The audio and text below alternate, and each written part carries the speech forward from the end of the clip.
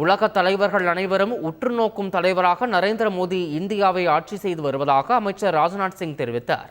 திருவண்ணாமலை பாராளுமன்ற தொகுதி பாஜக வேட்பாளர் அஸ்வத்தாமனுக்கு ஆதரவாக திருவண்ணாமலையில் நடந்த ரோட் ஷோ நிகழ்ச்சியில் பாதுகாப்புத்துறை அமைச்சர் ராஜ்நாத் சிங் கலந்து கொண்டார். தொடர்ந்து பேசிய அவர், பாரதிய ஜனதா கட்சியின் நோக்கம் தேர்தலில் வெற்றி பெறுவது மட்டுமல்ல, நாட்டை வலிமைப்படுத்துவதும் இந்திய தேசத்தை கட்டமைப்பதும் தான் என்றும் தெரிவித்தார். மேலும் காங்கிரசும் திமுகவும் குடும்பத்திற்கு தான் முன்னுரிமை அளிப்பதாக கூறிய அவர், ஒரு காலத்தில் இந்தியாவின் குரலை எந்த உலக நாடுகளும் ஏற்றுக்கொள்ளாத நிலை இருந்ததாகவும், ஆனால் மோடி ஆட்சி பொறுப்பை ஏற்றவுடன் இந்தியாவை அனைத்து நாடுகளும் உன்னிப்பாக கவனிப்பதாகவும் தெரிவித்தார்.